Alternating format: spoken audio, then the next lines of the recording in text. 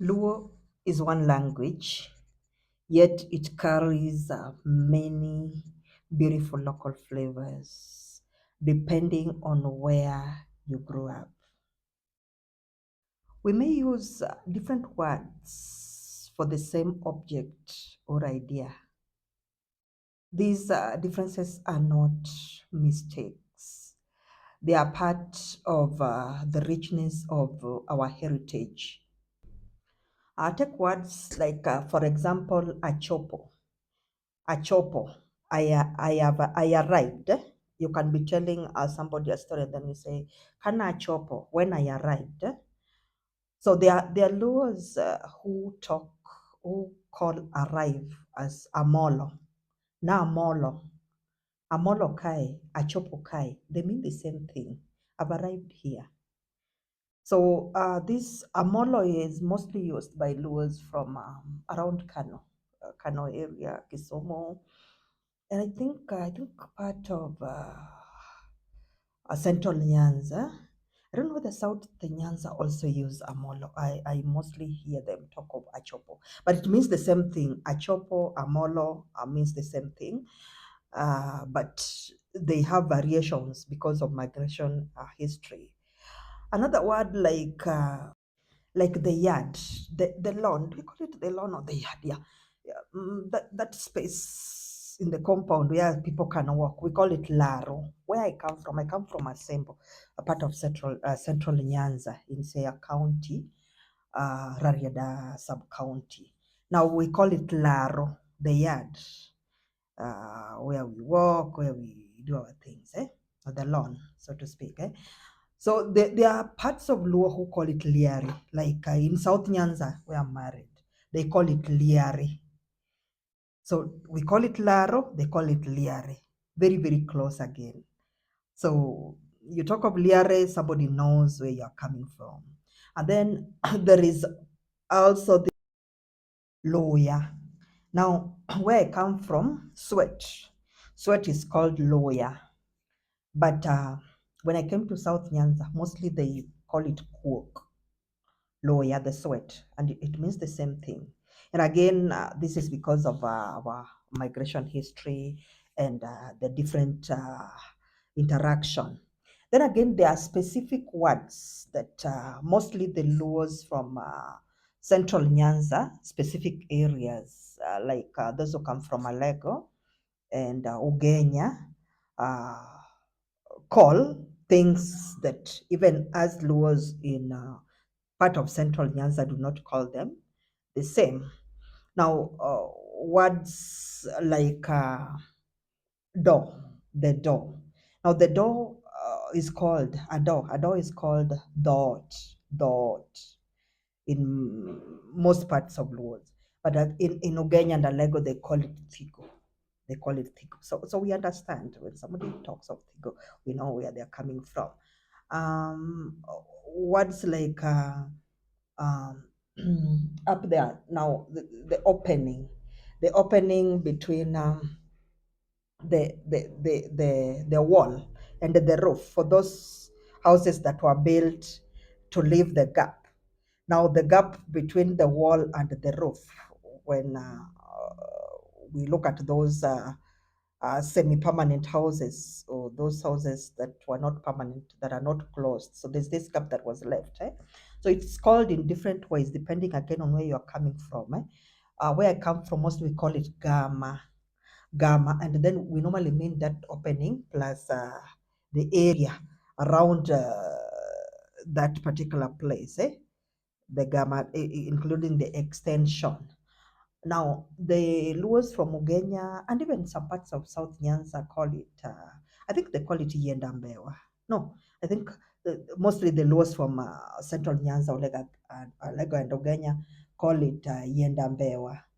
And I think even where my mother comes from Kisumu area, and they also call it Yendambewa. And there are words that I can comfortably use in my home area in some parts of Luo, like the word haro, haralot. I can comfortably use them depending on which part of Luo I am and what action I'm talking about. But there are some areas that you just mentioned the word and all eyes are on you because it is obscene. Like the word I've just mentioned, harrow. Now, as where I come from, we use harrow a lot. Like harrow a lot is vegetable. So when you plant a vegetable, especially cowpeas, cowpeas or which one? Yes, mostly cowpeas.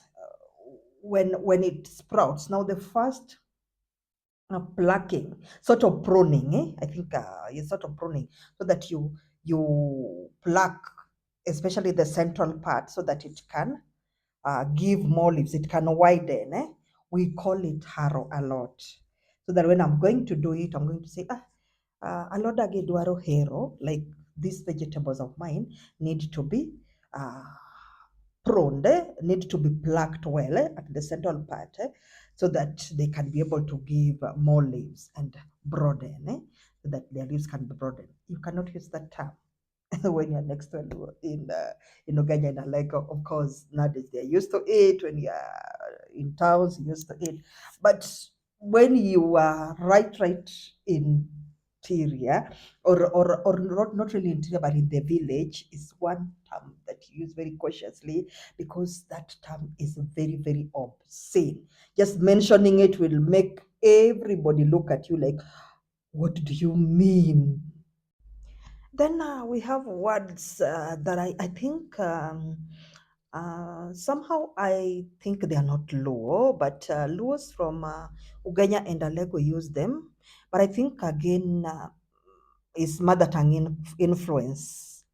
If I look at them, because I find them more inclined to Bantu language. Words like Sirgoho. Sirgoho in Ugenya means how do you call it? Chicken dropping, Chicken dropping, Sirgoho. Now, where other parts of Luo we call it Chietogweno, chicken dropping. So I don't know. I don't know whether Sirgoho is Luo. It sounds to me more of a lawyer-like than Luo, but again, that is debatable. Because again, there's a day we were arguing with one of my friends about the same term, Sirgoho. And then my friend was telling me that, you cannot call something a name. You cannot give something a name that is descriptive. Like you see, Chetugweno means chicken dropping. That is what it means, which means it's not a name. It's just describing what has come from the chicken. And then Sirgoho is one word that means it. So the friend was convincing me that, you see, now you people, as you migrated interior, you ended up now forgetting the real name and now describing it. Yes, it means chicken dropping, but what is the name? It's just like, you see, like cow dung dropping, like cow dung waste. Cow dung waste, you can call in two ways, and that one we agreed anyway. Chieth dhiang is the description, cow dung dropping. But then there is a name, it is called owuoyo. So when I talk of Woyo, Woyo is one word, the name for that particular cow dropping. But then you can also call it Chethian. So my friend told me that, no, you people are the ones who are not Luos. You are the ones who lost it. So Sirigoho is a Luo because at least we have a term for it. But you people are describing it. You have the adjective for it. You don't have the term for it. You are just describing that it is chicken dropping. So you see, there are such variations, so that you find that we are one language, but we have so many local flavors. So I invite you for this conversation so that you can comment with some of the words that we talk about, but then there are variations, though we understand each other. But again, if somebody talks about it, obviously this one comes from this particular area. Thank you for listening to this conversation and for being part of it. And next time we will be talking about some of the Luo words that are very, very irregular. That the singular and the plural are so irregular that they are not connecting anywhere, yet we use them. Kindly subscribe to my YouTube channel and enjoy more of these conversations and also be part of discussion of this discussion.